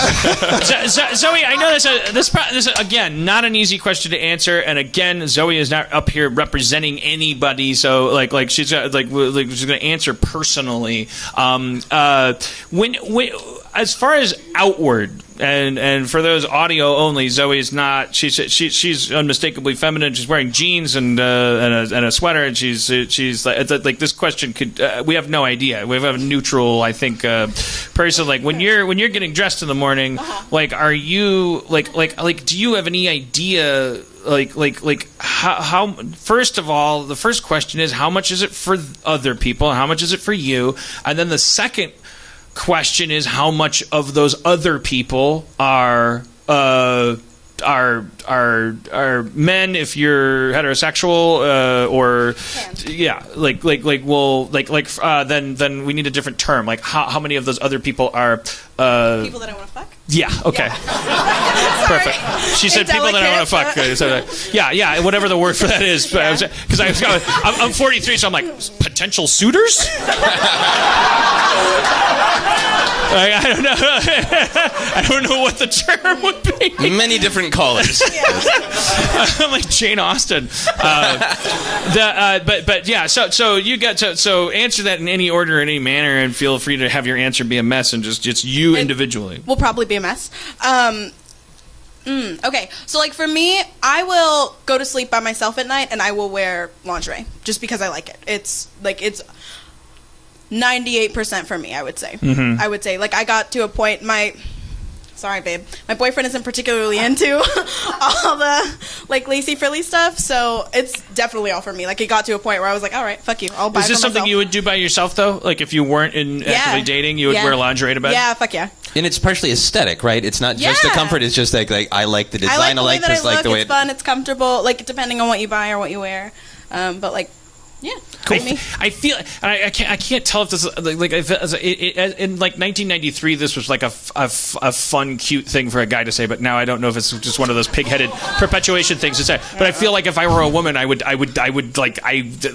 big part of like what I wore to bed would be like how I looked. But I don't know now. That makes me feel I would. But yeah, but that's I don't know where that gets filed anymore. I'm like I feel like I would wear like Garfield like t-shirts, but I would like pick them. I would want them to fit right, so that I would I'd look like this is the Joe Garfield Beth Williams t-shirt and Poltergeist. Like I'd want to look like Joe Beth Williams and Poltergeist. That's what I was.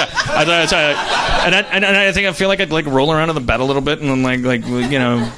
And then go to bed, and it wouldn't have to do with like sexuality, but it would have to do with aesthetics, and that would add to my comfort or something. I mean, it definitely depends, right? Like, not every night I'm gonna like throw on a corset and some thigh highs. I'm mostly gonna be in something that's more comfortable. Nothing's like sleeping in a corset. Yeah, it's the best, especially if you're going for those like full bone corsets. It's very comfortable. You wear the actual straight up whalebone, like I don't.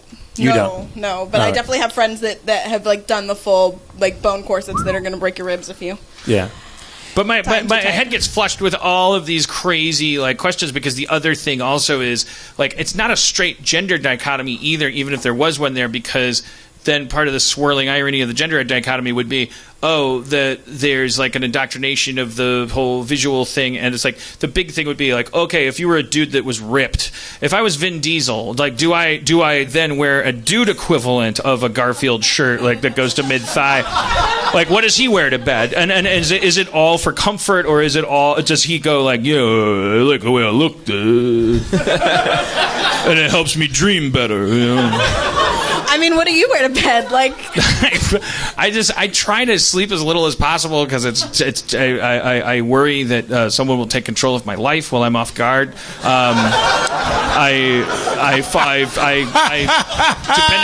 Depending on who I'm with, I may have pants around my ankles with a laptop on my lap. That's so funny. I was just reading Augustus by John Williams, and it's about Caesar Augustus Octavius, and he said the same thing. Like he didn't sleep that much because he didn't like the idea that that he was wasting that part of his life. Like other people are going to be doing stuff while I'm like. I try as hard as I can not to sleep, and I get away with it. Like I sleep very little. Spencer? But underwear, and like sometimes naked, but it's naughty. Like I feel if I fuck these underwear, and then I'm like I'm naked, and like I'm a little baby in the sheets, like I'm a little naked baby. Spencer, are you a naked sleeper, lingerie sleeper? What do you? I'm a lingerie sleeper.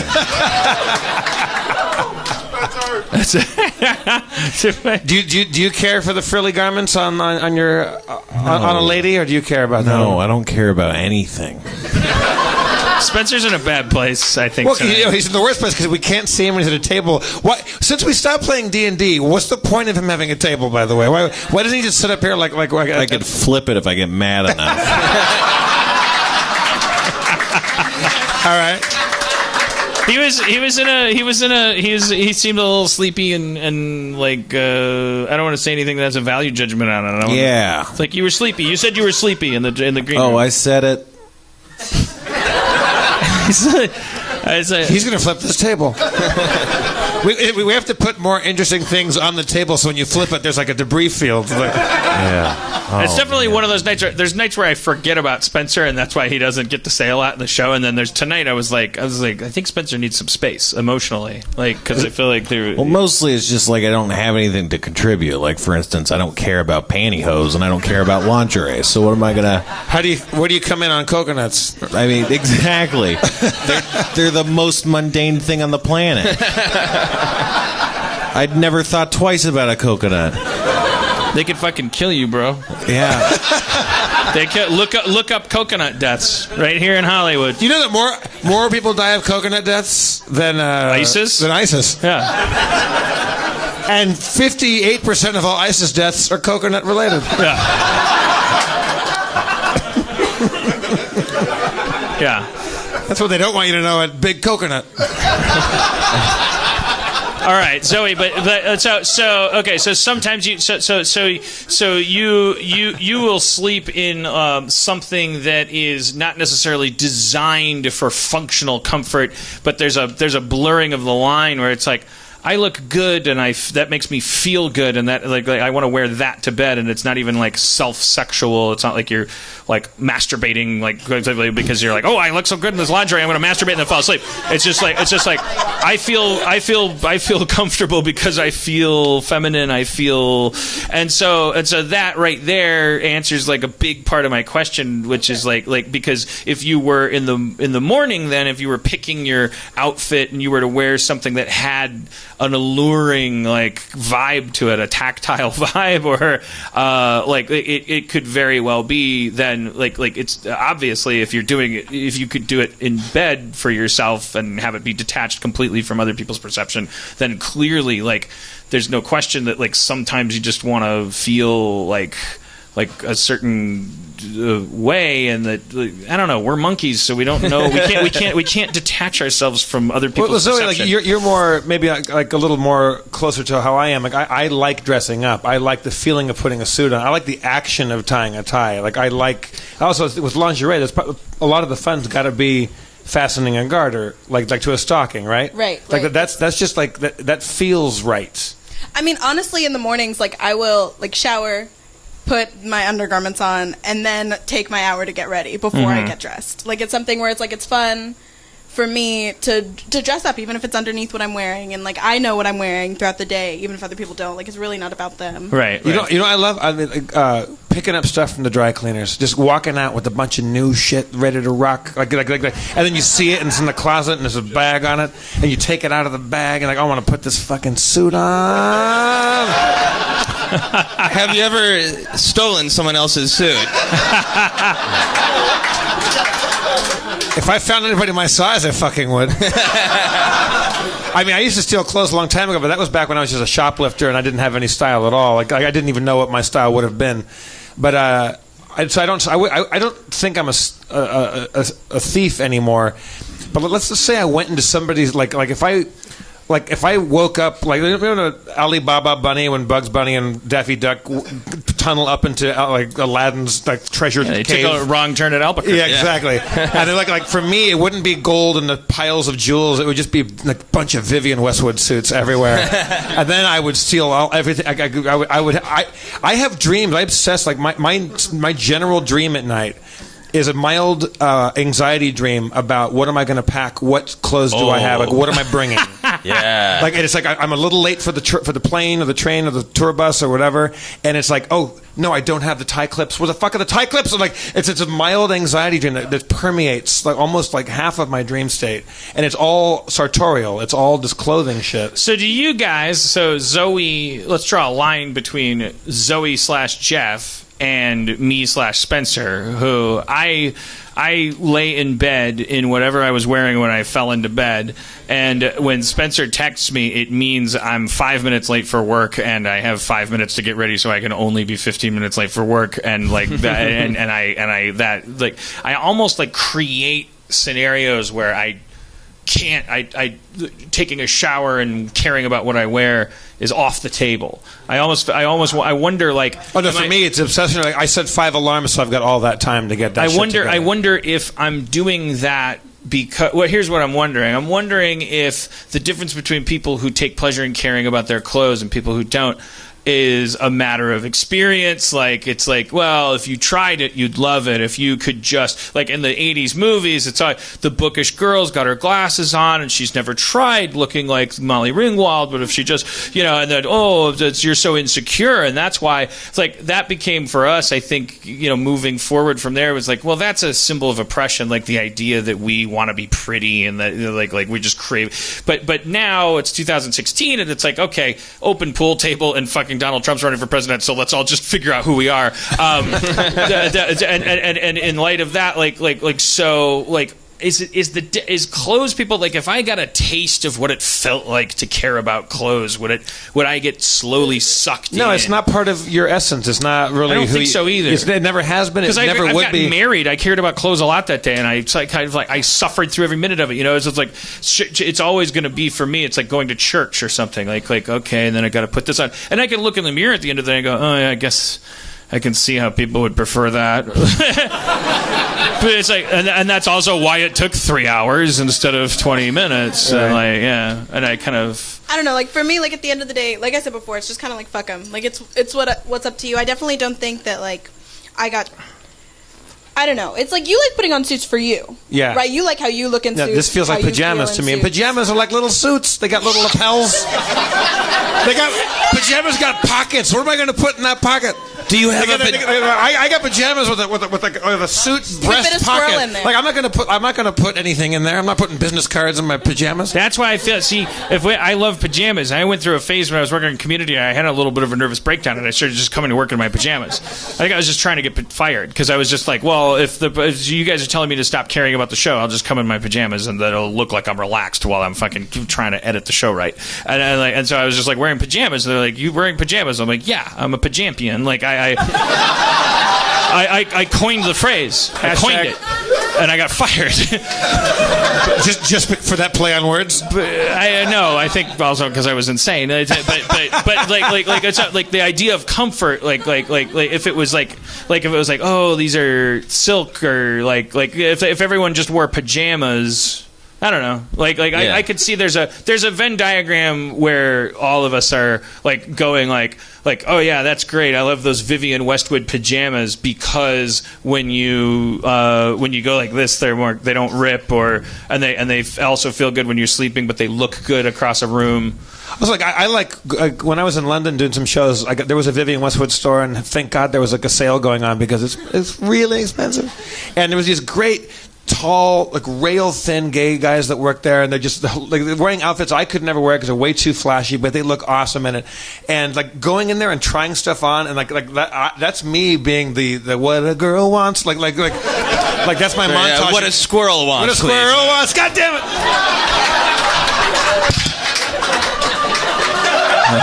Oh no. Am I going to fuck Joseph Scrimshaw tonight? Do you still have the costume? Oh, yeah, actually. Oh, shit, it's on. I'm going to put a suit on. It's going to be really good. Yeah. But yeah, then I got this awesome suit that I love, and I came out of the thing, and I was like, oh, now we have to find a tie for it. And they're giving me these really flashy ties, and it's not my thing. And I was the only guy in the store. And it's all these, these great London, like sales clerks in a sexy store in Savile Row. And they're showing me these really flashy ties, and so I pick out like one I liked, and the guy's like, I go, what do you think about this? He goes, it's okay if you are in 5th grade. He's like this French guy. I was like, hey man, we can't all dress like you. Yeah. But I have to keep it a little more square than that. To me, then you leave with a big ass bag and you feel like Julia Roberts in Pretty Woman. It's good. Right. I had a breakthrough with a guy at I think it was literally it was in New York, and I had to do some kind of show, and it was and I had to run out to one of those Saks Fifth Avenue, or you had a buyer, like a shopper, like a personal shopper. Yeah, right? Or there was a guy that it was a guy that worked at the place, and it was he was like getting frustrated with me because it's like, what do you want, this and that? And Dan, real quick, like he got what I would love to have is somebody that takes you out and is a personal shopper, and you go out and they pull stuff for you and you try stuff on. They take you from store to store. Oh, you're thinking of a different thing though. That was a disaster. Yeah. Oh. No, there was an emergency where it was like I needed like I wanted to get like a jacket or something for a thing, and I remember the guy getting frustrated because it's like he worked in clothing and there was this barrier there where it was like I need a new jacket and I want to look good, but it's like when it's same thing when I go to a haircut place. It's like, well, I'm not in the business of talking or thinking about my hair, but I'm here for a haircut. So what are we going to do about this? And so there's frustration on both sides, and then there's a syndrome there of like you feel as a consumer, if you don't care about your hair or clothes, you feel bullied, you feel snobified, like you're like, oh, this person like knows more about hair and clothes and they're judging me. But I think it's just like they just want to know, so I just blurted to the guy at one point. I said, look, I want clothes that no matter where I went in time and space, people would ignore me. They would not be able to tell if I was rich or poor or clean or dirty or from the past or from the future or high status or low status. They would leave me alone. And he was like, oh. And he took me over to a fucking gray jacket. Oh, and you mean Yves Saint Laurent? Yeah. He was like, oh, you want to be a fucking generic time traveler? That's great. Yeah. I would love a clothing store that was just called "What Are We Going to Do About This?" That totally embraced, like, I know I want to do something different, but like, you can just come in weeping and like, it's okay, we'll help. Or just a place where like, there's like wine, clothes, hair. There's got to be like 5 other things in this category where it's like every once in a while you run into a person that somehow strikes upon a vibe with you where you don't feel intimidated, and in that moment you learn 1,000 things. Like I've eaten in a restaurant where I was like, I just had the fucking balls or whatever stupidity or highness to go like, look, I don't know anything about wine. Can you tell me what the fuck this is all about? And I've done that before and had the person go like, tell you all about it. And all right, knock it off. I'll take the hash browns. Fuck off. But then like, but there are those moments where you intersect with somebody who's like, oh, you want me to teach you about wine from the beginning, right? Yeah, treat me like a person that wandered off a rocket ship and doesn't know what a glass is and go from there. And sometimes you'll sometimes you'll get a hairstylist like that, and sometimes you'll get a person that's like helping you find a shirt like that, and you kind of like, I don't know if you like I walk away from those experiences going like, oh my God, humanity has a chance, because I still don't care about jackets, but I no longer, there's this whole world where I thought it had everything to do with like, you're either smart or stupid, or you're hurting someone or a victim, and it's actually just people who care about jackets and people who don't. And I met a person today who was in the right mood, and we talked, like we made a friendship, and I got a jacket. I have knowledge, and I'll share some with you. It's not a judgment whether you have it or I don't. It's just here's so some there knowledge. Should be I think there would be a huge market for like, well, look how big those that series of books, Blank for Dummies. It's like it's like take that principle and just go like, and like this is a clothes store where what are we gonna do about this? I guess I just took 10 minutes to repeat what your pitch was. Yeah, like you like a place where you felt comfortable walking in and going, I don't know, man. Yeah, come on, help. So just help me. When you were a little girl, like, did you always like know what you wanted to wear? What you were going to wear to school or out?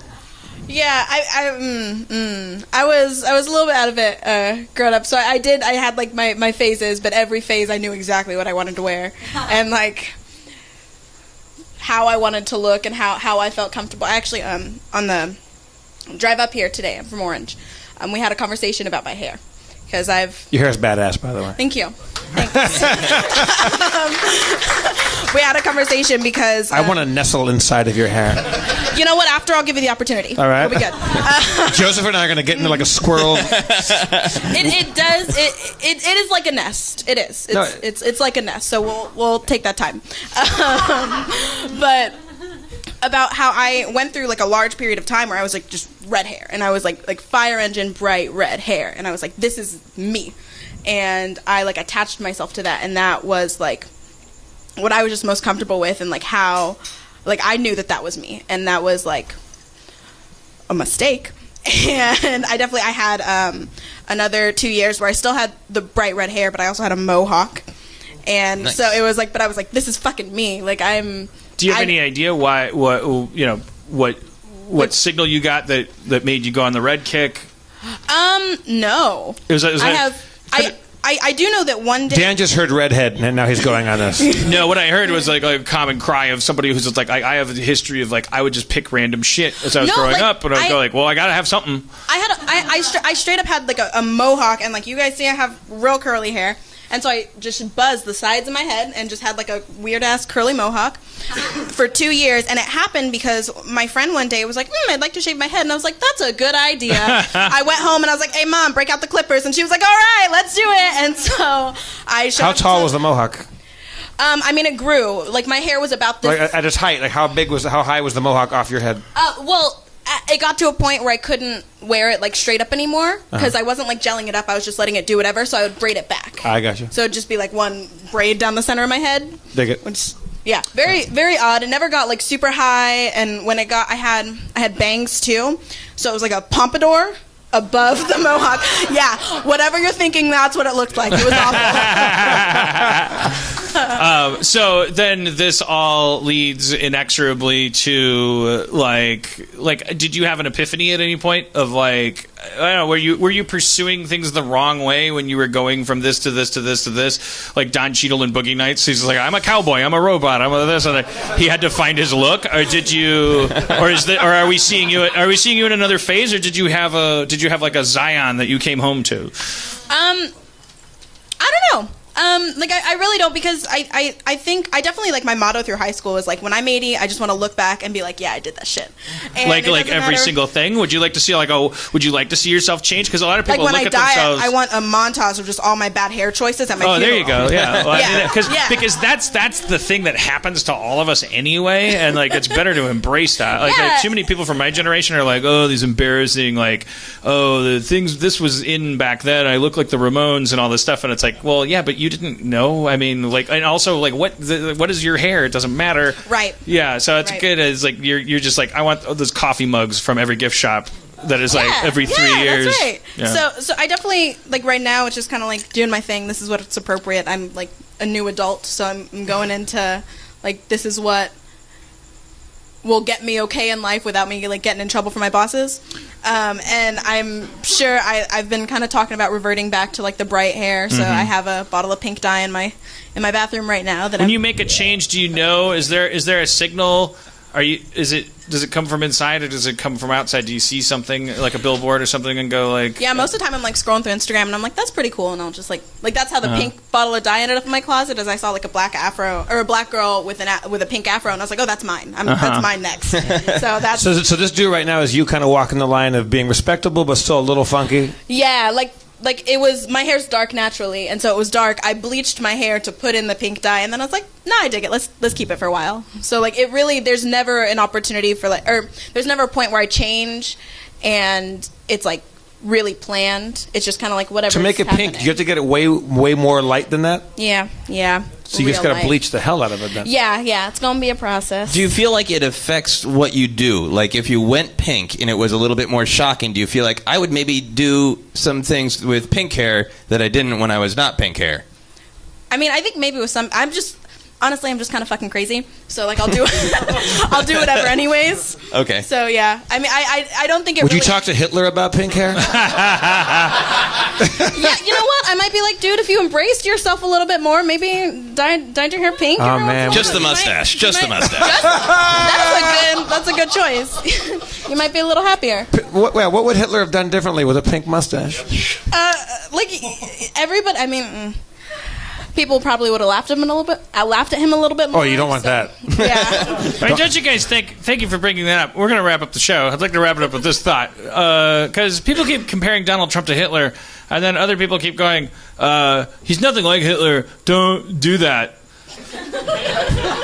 I just would like to say, as a closing thought, I think the idea of comparing a politician to Hitler is to get a fucking jump on it as early as possible. I see no fucking punishment for doing it prematurely. I think that's a good gun to jump. I don't think Hitler, he wasn't like during the primaries going, let's kill 500,000 Jews. He didn't like ramp it up. He fucking got elected and then the shitstorm started because it was, I don't know what that weird speech. The Scheisse started. He thrust his fist against the speech impediment, and then he each his dick. Look.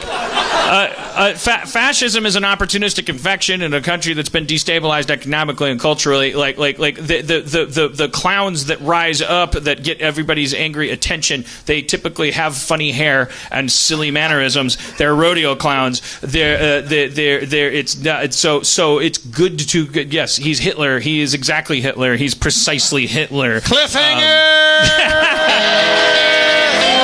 Let's hear for Zoe, everybody. Thank you so much for coming up. Awesome. Cliffhanger. Joseph Scrimshaw. Thank you.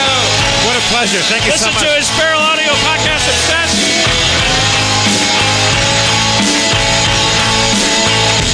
Spencer Crittenden.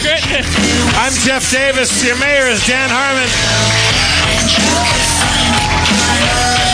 Go check out those non-video games, Rick and Morty, whatever the hell they are. Come back next week. The world will still be here. Oh, also, Dick Seatman for writing that awesome song about the Radiohead Nightblade song. That was absolutely magnificent. All right, everybody, drive fast, take chances. We love you.